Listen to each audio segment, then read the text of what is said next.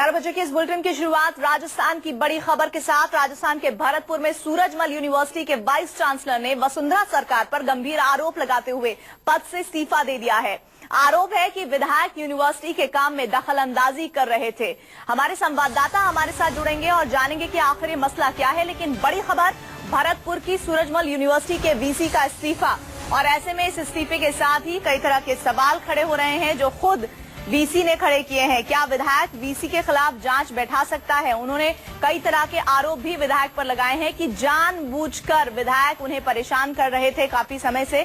और उन्होंने ये कहा कि जिस तरह से एक तरह से उन्होंने नकल के खिलाफ और शिक्षा को बेहतर करने को लेकर जो अभियान छेड़ा हुआ था, वो शायद विधायक या उनसे जुड़े हुए लोगों को पसंद नहीं आ रहा था, जिसकी वजह से उन्हें लगातार परेशान किया जा रहा था और नतीजतन भरतपुर की सूरजमल यूनिवर्सिटी के वीसी का इस्तीफा हो गया है। और इस इस्तीफे के साथ भी सियासत भी गर्मा गई है।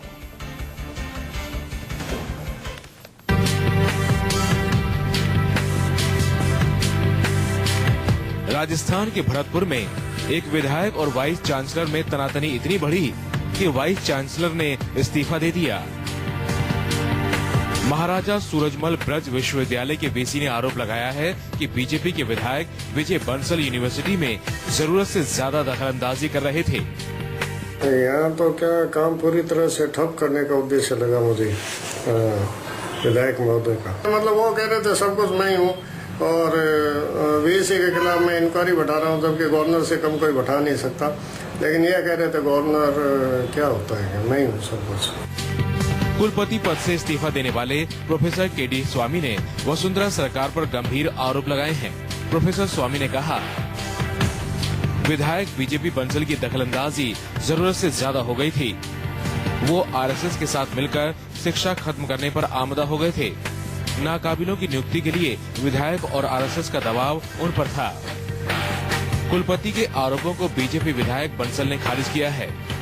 लगा कि इनको बहुत ज्यादा तकलीफ है मेरे यहाँ रहने से, और एक दो मैंने तीव्र गति दी नव स्थापित विश्वविद्यालय को, उसमें रुकावटें डालना, जबरदस्त रोड़े अटकाना चालू कर रहे थे, ऐसा मुझे महसूस हुआ। इसलिए मैंने उचित यही समझा कि मैं रास्ते से हट। सूत्रों के मुताबिक केडी स्वामी ने कुलपति बनने के बाद से ही निजी कॉलेजों की मनमानी के खिलाफ जोरदार अभियान चलाया था। निजी कॉलेजों के खिलाफ इस अभियान से बीजेपी विधायक स्वामी से नाराज हो गए थे। अब विवाद बढ़ने पर वसुंधरा सरकार के मंत्री सफाई दे रहे हैं।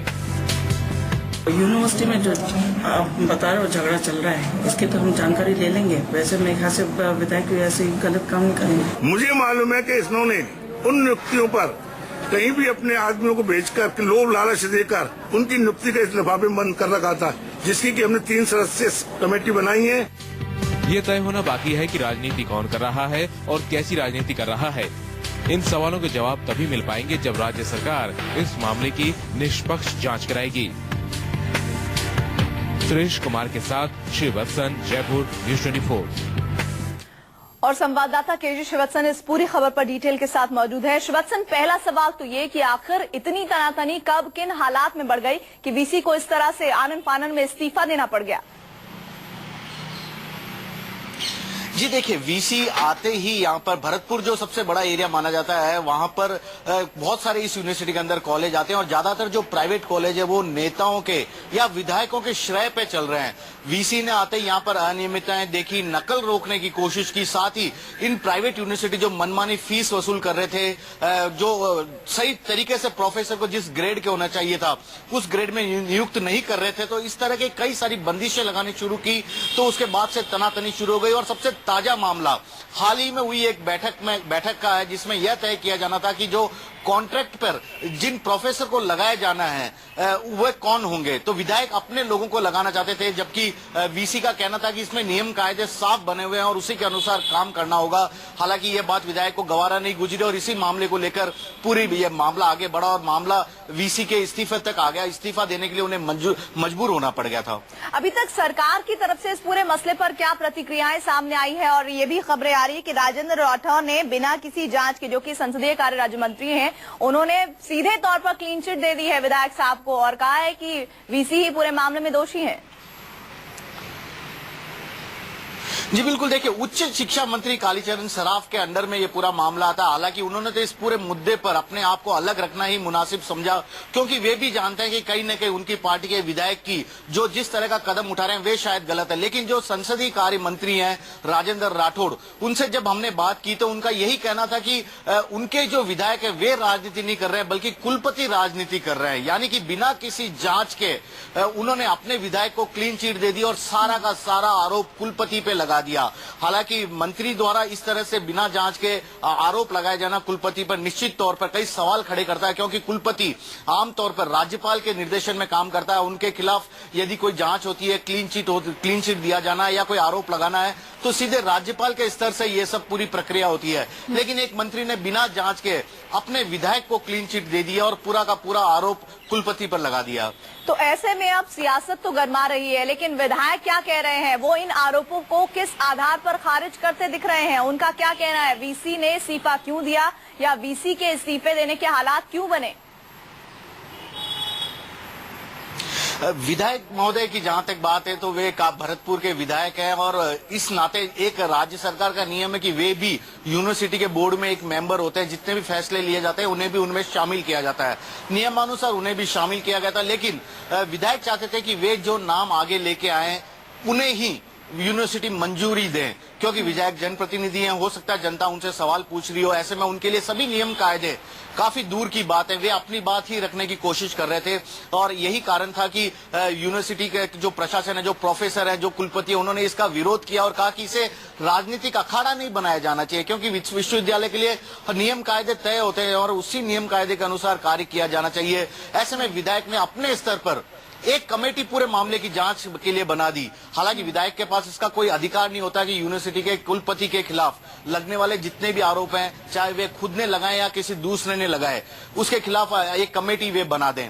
तो इस तरह से विधायक का हस्तक्षेप यूनिवर्सिटी में काफी ज्यादा हो गया था और यही कारण था कि यूनिवर्सिटी के कुलपति को अपना इस्तीफा देने के लिए मजबूर होना। विधायक साहब से ये पूछा जाना चाहिए कि वीसी के खिलाफ उन्हें जांच बैठाने का हक किसने दिया और साथ ही बिना जांच किए वीसी को दोषी कैसे उन्होंने करार दे दिया?